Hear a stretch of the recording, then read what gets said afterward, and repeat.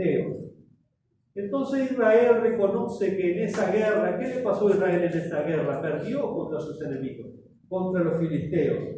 Y dice en 1 Samuel capítulo 4 versículo 3, dice que se preguntaron ellos, los ancianos de Israel, cuando perdieron con los filisteos esa batalla, dijeron, ¿por qué nos ha herido hoy Jehová delante de los filisteos? Qué raro, hermano, ¿por qué habremos perdido hoy delante de los filisteos? ¿No les parece raro a ustedes que nosotros somos el pueblo de Dios y perdimos delante de nuestros enemigos? ¿Por qué Dios no nos dio la victoria delante de nuestros enemigos hoy y perdimos? Se hacían esa pregunta. Y alguno por ahí dijo, ya sé por qué el Señor no nos dio la victoria. Lo que pasa es que nosotros salimos a la guerra, pero salimos a la guerra sin el arca de la alianza. Por eso perdimos. Vamos a traer el arca de la alianza que estaba en Silo. Silo era una ciudad que estaba en la tribu más grande de Israel, que era la tribu de Efraín. Estaba más o menos unos 40-45 kilómetros.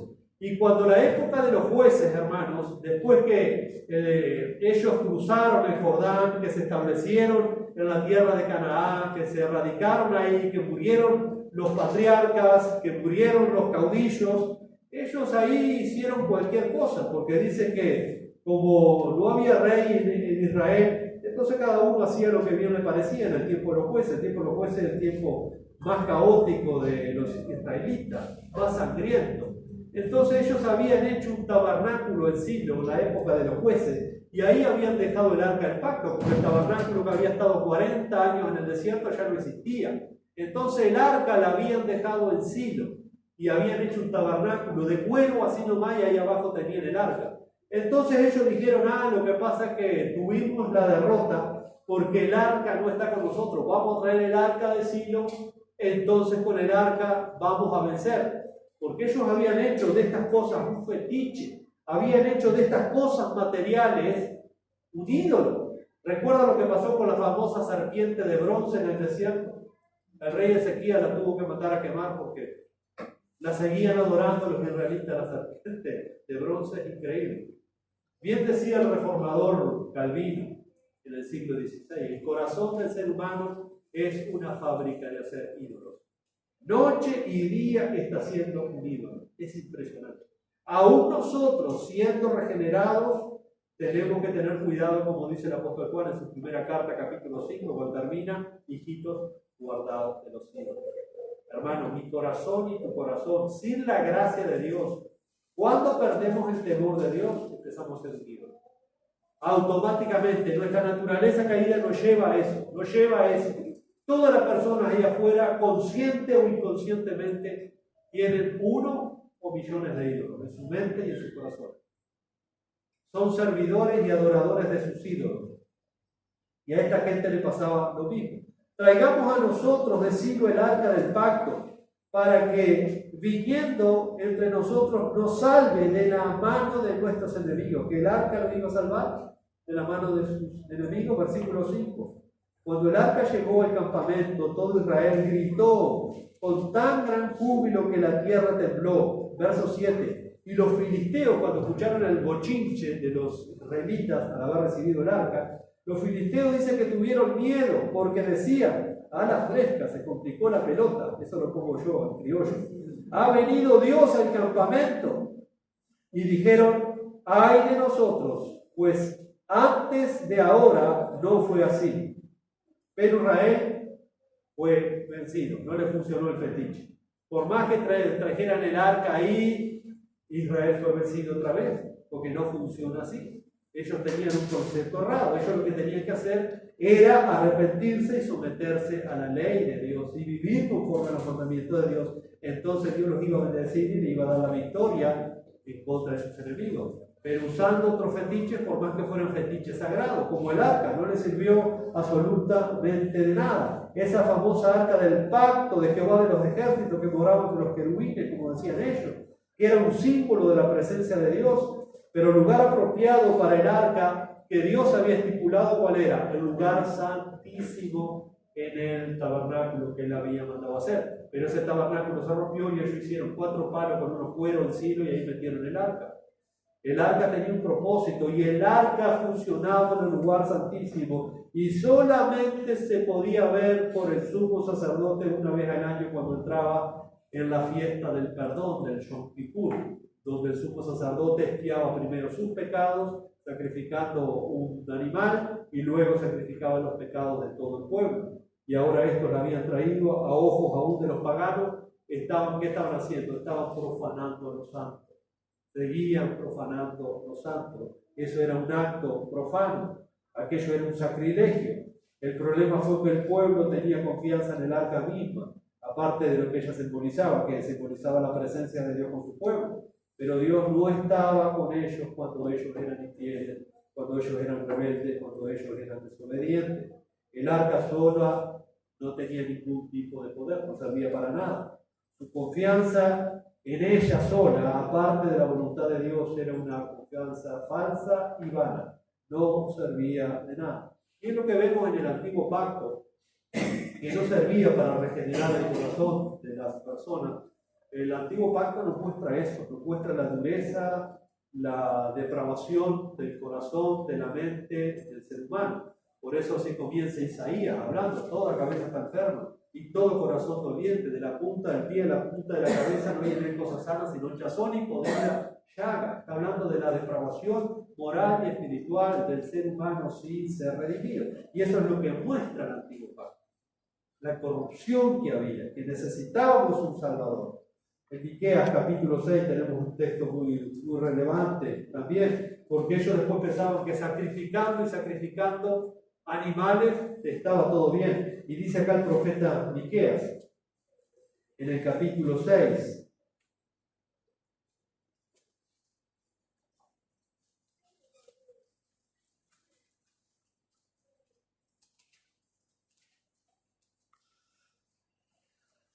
versículos 6 y 7. Dice: ¿con qué me presentaré ante Jehová y adoraré al Altísimo? Me presentaré ante él con holocaustos, con becerros de un año. ¿Se agradará Jehová de millares de carneros o de 10,000 arroyos de aceite? Daré mi primogénito por mi rebelión, el fruto de mis entrañas por el pecado de mi alma. Es una pregunta retórica. ¿Con qué me voy a presentar delante de este Dios santo? ¿Voy a seguir sacrificando, quemando incienso de aceite? ¿Aún voy a dar el hijo de mis vientres para sacrificarlos al Señor? Y el Señor me dice en el verso 8, es el verso tan conocido y famoso, hermano, en el mundo cristiano: oh hombre, Él ya te ha declarado lo que es bueno. ¿Y qué pide Jehová de ti? Solamente hacer justicia y amar misericordia y humillarte ante tu Dios. Eso es lo que Dios te pide. Desde el principio te ha pedido eso. No que le sacrifiques y le sacrifiques y le sacrifiques. ¿De qué sirve todo eso si no hay temor de Dios? ¿De qué sirve todo eso si no hay una fe genuina y verdadera, si no hay vidas consagradas al Señor? ¿De qué sirve? Es un fetiche más espiritual, no sirve de nada si no hay temor de Dios, si no hay vidas consagradas al Señor. Mire Malaquías capítulo 1, versículo 10, el último de los profetas del Antiguo Testamento. Oh, si hubiera entre vosotros quien cerrara la puerta para que no encendieran mi altar en vano. No me complazco en vosotros, dice el Señor de los ejércitos, ni de vuestra mano aceptaré ofrendas. Porque ellos hacían los servicios espirituales de mala gana y todavía profanaban las cosas porque en vez de sacrificar al Señor lo mejor, hacían con lo peor que tenían de mala gana, y el Señor no se agradaba de absolutamente ninguna de esas cosas. Por eso, como yo le decía en Ezequiel capítulo 10, la gloria del Señor sale del santuario para abandonar para siempre. ¿Sabe dónde se posa? Se posa en el monte de los olivos, cuando la gloria de Dios sale en Ezequiel capítulo 10, para nunca más regresar. Y una vez que la gloria de Dios abandonó el templo, ese templo quedó a merced de los caldeos, quienes lo quemaron y lo destruyeron. Pero también, hermano, en Ezequiel capítulo 37 tenemos una gran promesa de este Dios fiel. La promesa de Dios sigue fiel. ¿Cuál es la promesa de Dios? Yo voy a levantar un tabernáculo y voy a vivir allí con mi pueblo. Ese fue el plan original desde los comienzos de la eternidad. yo voy a elegir un tabernáculo y ahí voy a vivir para siempre con mi pueblo. Y acá recuerdan Ezequiel 37, ese plan de Dios a través de un pacto, de un nuevo pacto y de un pacto eterno, hablando del pacto que iba a hacer con su Hijo Jesucristo, el Mesías, que iba a dar su vida, que iba a morir en una cruz. Y en Ezequiel 37, en Ezequiel capítulo 10, entonces la gloria del Señor se va de ese tabernáculo de ladrillos, de bloque de piedra, para nunca más volver allí, y luego eso fue completamente destruido, fue quemado. Pero mire la promesa de Dios, la promesa de esperanza del Señor. Ezequiel 37, versículo 26 al 28. Ezequiel 37, versículo 26 al 28. Mire qué notable lo que Dios dice acá. Y haré con ellos pacto de paz. Está hablando con su remanente, con el remanente del Señor, tanto de judíos, pero también iba a incluir a los gentiles. Esos iban a ser el pueblo escogido de Dios para vivir con Él por los siglos de los siglos de los siglos, a través de este pacto nuevo, a través de este tabernáculo que Él mismo, como dice el escritor a los hebreos, hecho por el Señor, no de mano. Dice: y haré con ellos pacto de paz, pacto perpetuo, es un pacto eterno, será con ellos. Y los estableceré y los multiplicaré y pondré donde los va a poner el Señor. En mi santuario. ¿En qué santuario? Hermanos, estamos viendo que el santuario de Dios es Cristo. Ese es el nuevo santuario de Dios, ese es el templo de Dios. Y nosotros somos parte de ese santuario porque nosotros estamos en Cristo. Y dice: haré un pacto perpetuo, será con ellos, y los estableceré y los multiplicaré y pondré en mi santuario entre ellos para siempre. ¿Cuánto va a durar ese santuario? Para siempre. No lo va a quemar Nabucodonosor, no se va a desgastar, no va a tener peligro, y nosotros estamos dentro de ese tabernáculo, morando con Dios, eternamente y para siempre. Y miren lo que dice el versículo 27, hermano. Estará en medio de ellos mi tabernáculo. Es claro.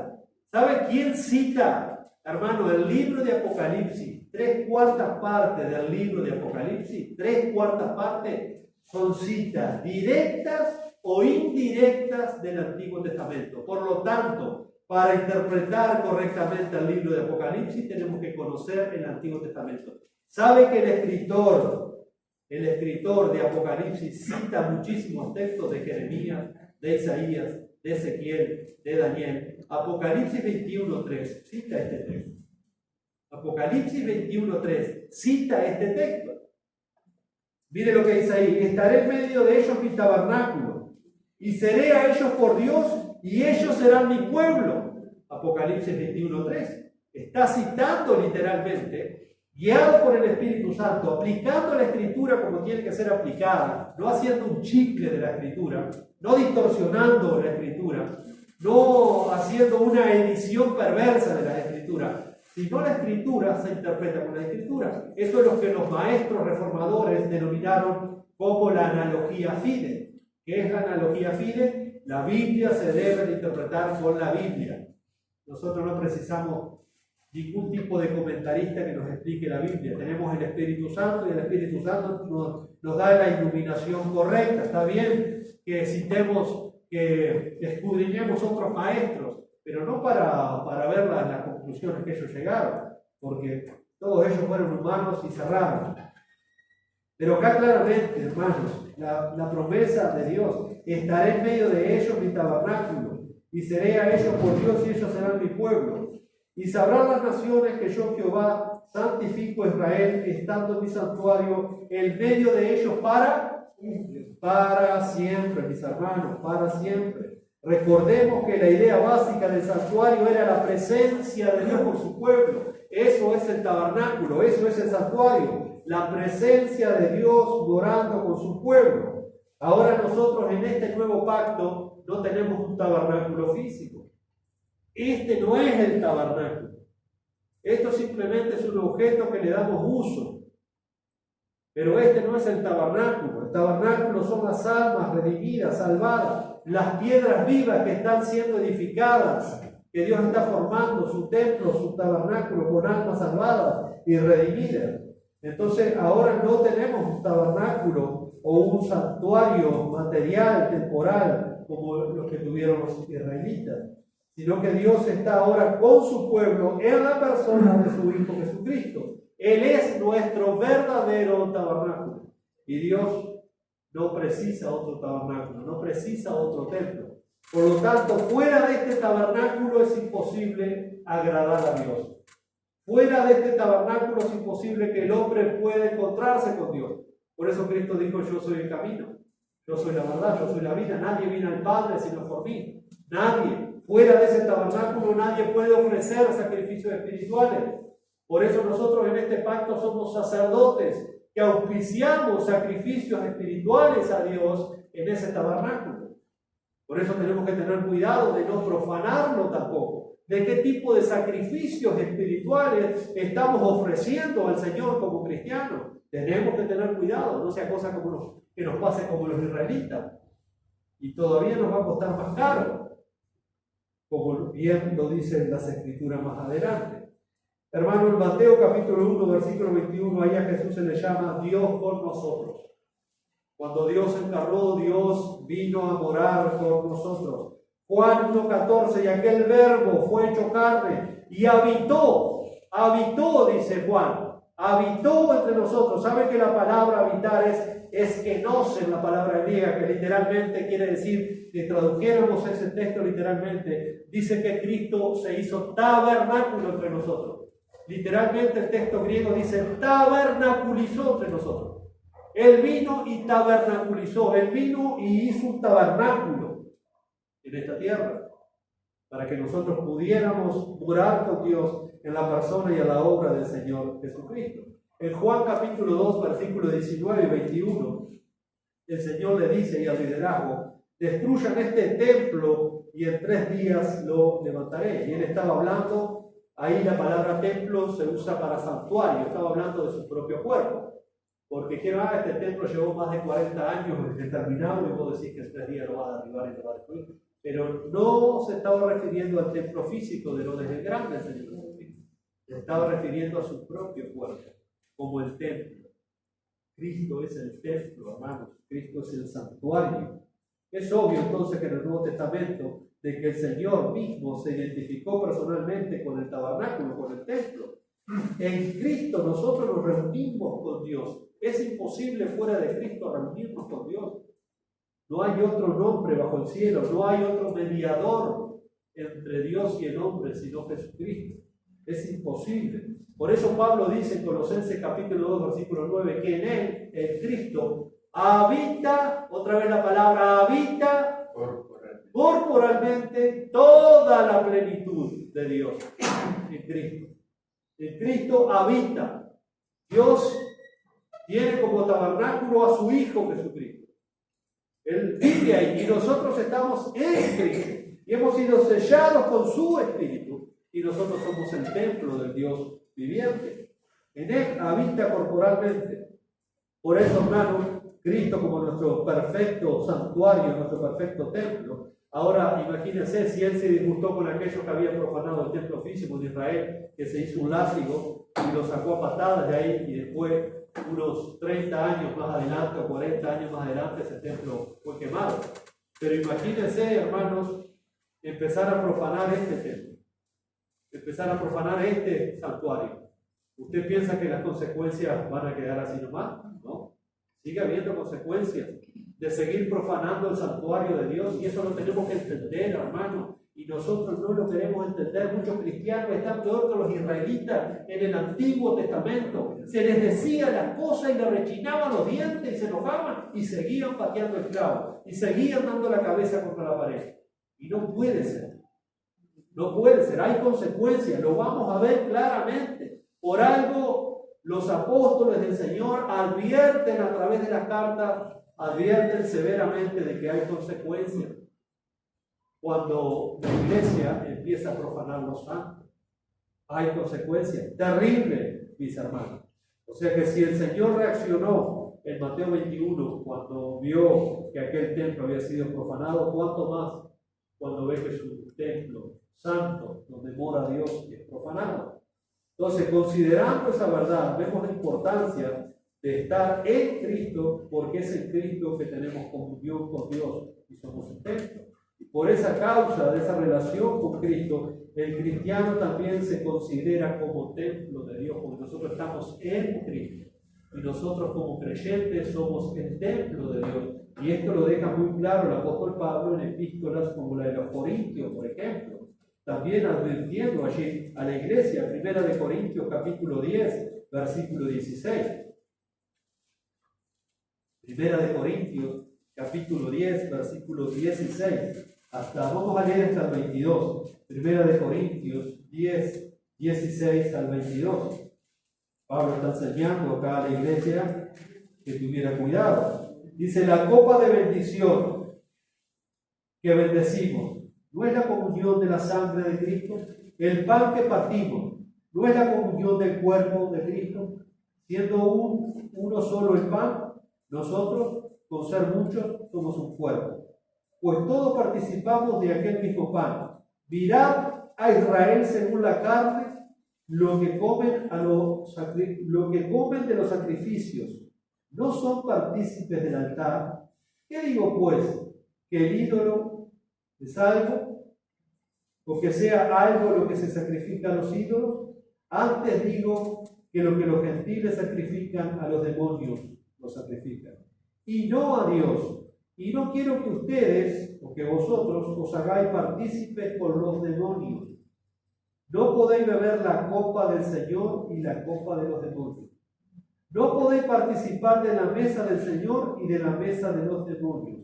Y miren lo que dice el versículo 22. O provocaremos a celos al Señor. Somos más fuertes que Él. Vaya advertencia que le está dando Pablo a los corintios. No se puede. La iglesia es una nación santa. Gente que está para adorar y servir a Dios. No podemos andar tras la copa de los demonios y después pretender estar en la mesa del Señor. Por eso mismo, un poquito más adelante, el Señor Pablo allí va a advertir a los corintios que tenían que examinarse cuando ellos participaran de la mesa del Señor. ¿Por qué? Porque el que comía indignamente sin discernir el cuerpo del Señor Jesucristo, dice que comía y bebía juicio para sí. Y muchos habían sido cortados ya de la iglesia, porque estaban profanando algo santo, lo estaban profanando. Luego, un poco más adelante, hermano, en la segunda carta a los Corintios, en el capítulo 6, segunda de los Corintios, capítulo 6,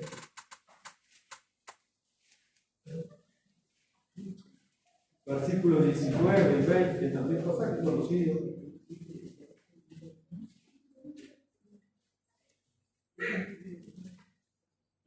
Segunda de los Corintios,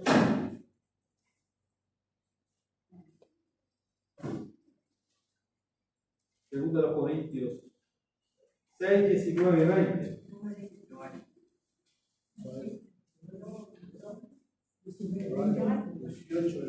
Segunda de los Corintios capítulo 6. Segunda de los Corintios capítulo 6, versículo 18. No, ese es el último que vamos a leer. Vamos a leer el 14. A partir del 14 hasta el 18 dice: no os unáis en yugo desigual con los incrédulos. Vieron que acá hay una ordenanza también que no hay que buscarle la quinta pata al gato. Dice: porque ¿qué compañerismo tiene la justicia con la injusticia y qué comunión la luz con las tinieblas? ¿Y qué concordia Cristo con Belial? ¿O qué parte el creyente con el incrédulo? ¿Y qué acuerdo hay entre el templo de Dios y los ídolos? Porque vosotros sois el templo del Dios viviente, como dijo. Y acá otra vez está citando el Antiguo Testamento.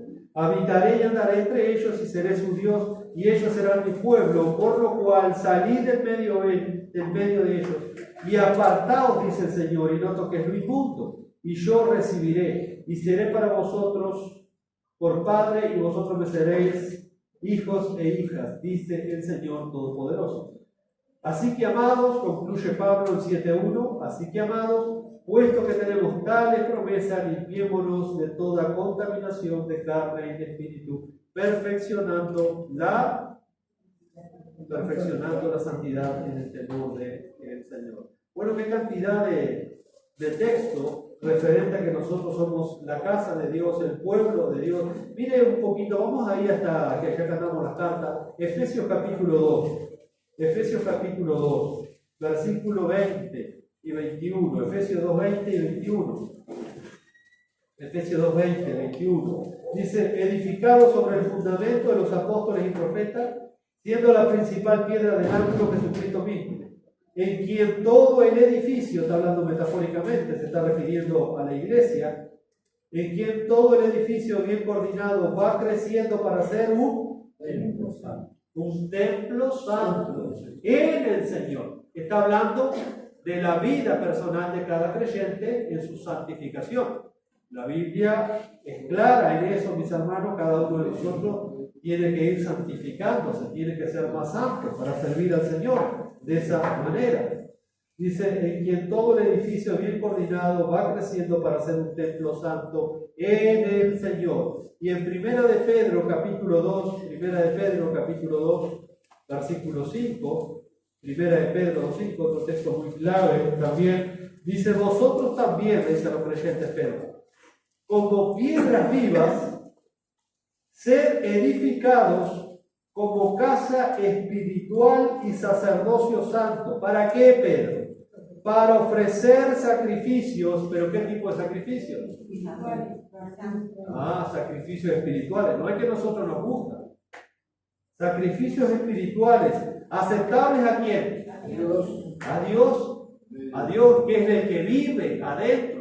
Por eso Pablo tenía el anhelo de ver a Timoteo, pero también no sabía si era posible. Dice, te escribo esta carta, Timoteo, con el anhelo de ir pronto a verte. Pero si no voy, te escribo esto para que sepas cómo debe conducirse uno en la casa de Dios. ¿Cuál es la casa de Dios, Pablo? La iglesia del Dios viviente, columna y baluarte de la verdad. Timoteo, vos sos ahí un peón en la casa del Señor.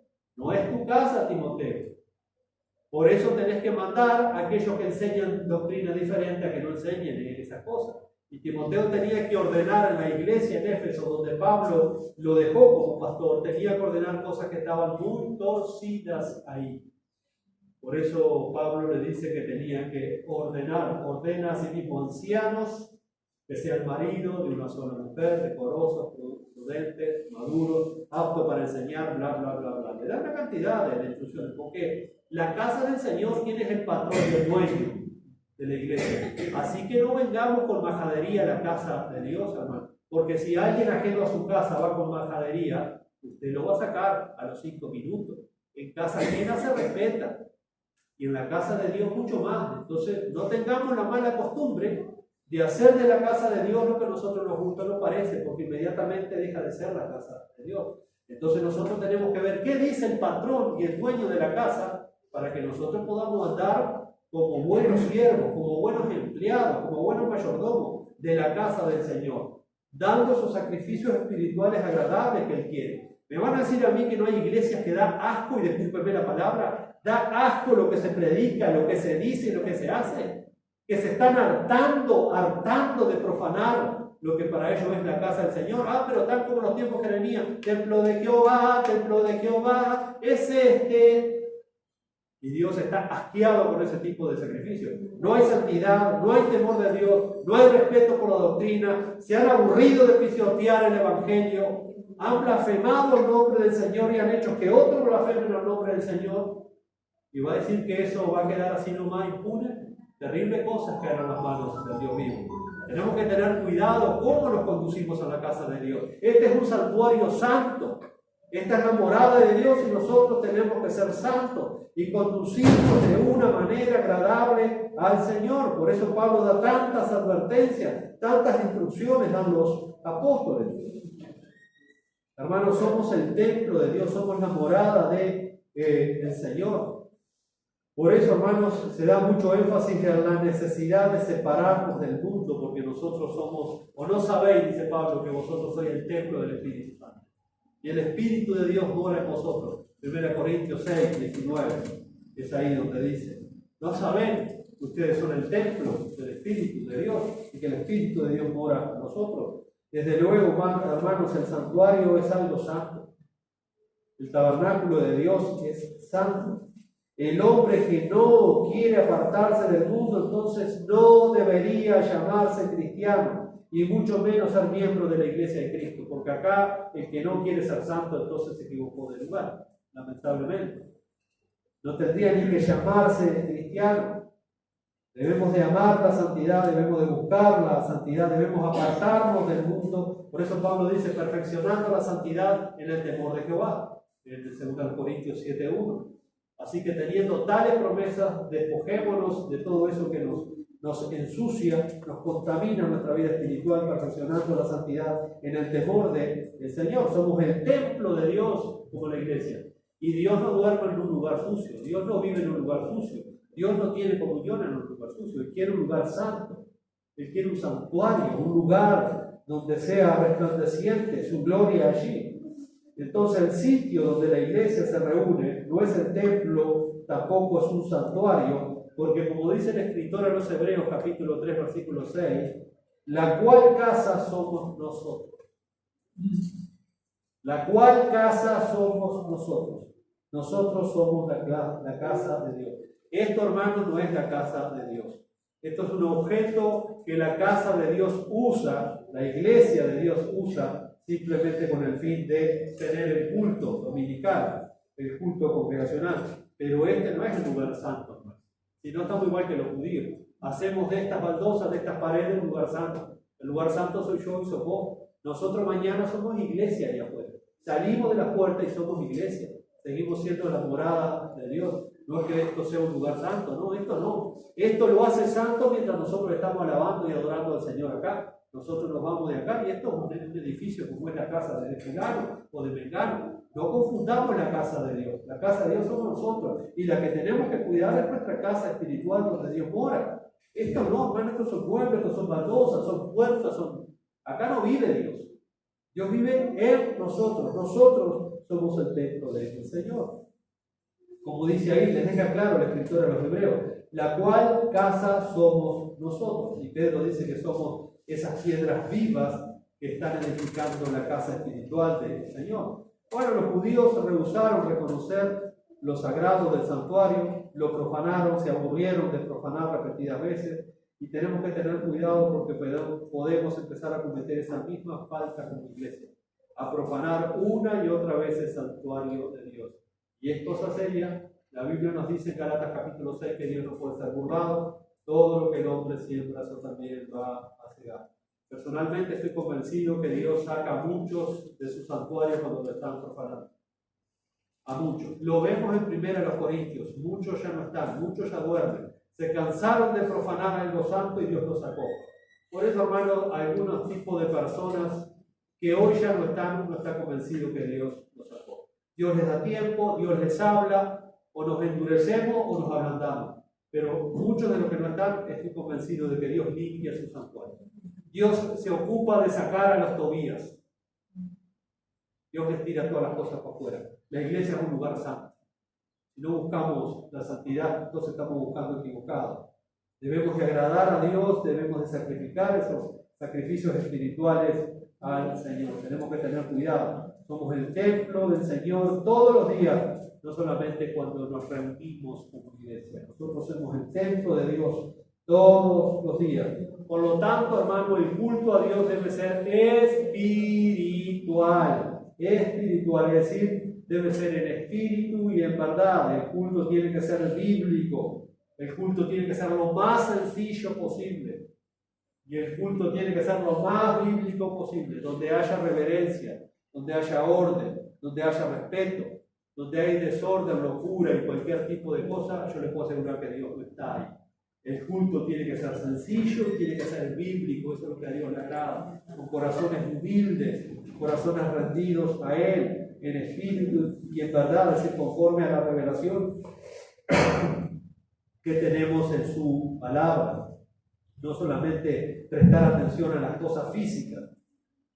Por lo tanto, hermanos, ¿qué piensan ustedes? que Dios rechaza el templo profanado o corrompido.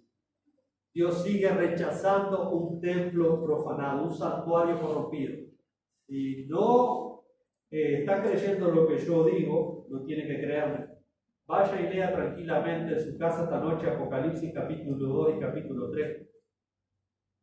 Y va a ver cómo Dios sigue rechazando los santuarios en la iglesia de Él cuando están siendo profanados.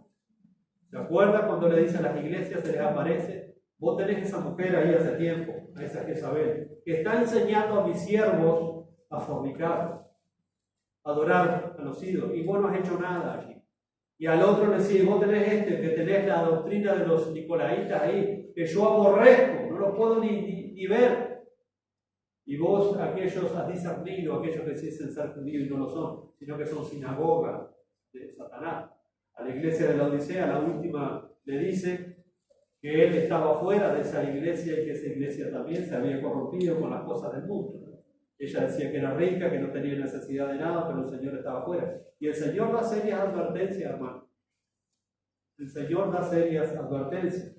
Entonces Dios sigue rechazando cuando su santuario está siendo profanado. Dios nunca se va a quedar de mano cruzada cuando su santuario está siendo profanado. Nunca.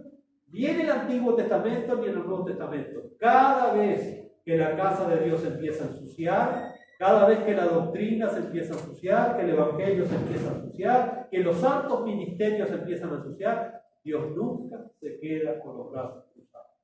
Él siempre va a orar, siempre va a restaurar, siempre va a limpiar y va a hacer lo que sea necesario, porque Él habita en medio de un pueblo santo. Él quiere un santuario santo.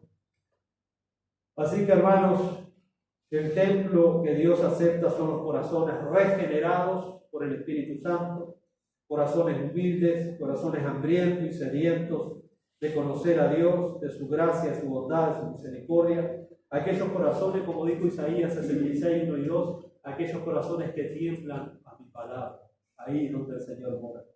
Corazones que tiemblan ante su palabra, es decir, que toman en serio la palabra de Dios, que reverencian la palabra de Dios. Y como dice en Apocalipsis 21:3 que leíamos hoy, dice el escritor Juan, yo oí una gran voz del cielo que decía, he aquí el tabernáculo de Dios con los hombres, y Él mismo morará con ellos, y ellos serán su pueblo. Y más adelante, ahí en Apocalipsis, un poco más adelante, pero en el versículo 22, dice lo siguiente, y no vi en ella templo, porque el Señor Dios Todopoderoso es el templo de ella. Veía una ciudad preciosa, veía una ciudad que descendía del cielo. Esa es la ciudad donde Dios vive. Esa es la iglesia, gloriosa, rescatada, redimida, glorificada por el Señor Jesucristo. Pero esa ciudad no va a tener un templo físico. No va a hacer falta nunca más un templo físico. Por eso dice, no vi en esa ciudad un templo físico. ¿Por qué? Porque el Señor Dios Todopoderoso es el templo de ella y el Cordero. Hermano, y nosotros estaremos habitando ahí para siempre, por los siglos de los siglos. Qué tremenda promesa, qué tremendo privilegio y qué tremenda responsabilidad. Hermanos, que Dios nos ayude a conducirnos en el santuario de una manera respetuosa y temerosa, a no profanar el santuario de Dios que es santo. Padre, te damos gracias por tu palabra en esta hora, gracias por este tiempo que hemos pasado.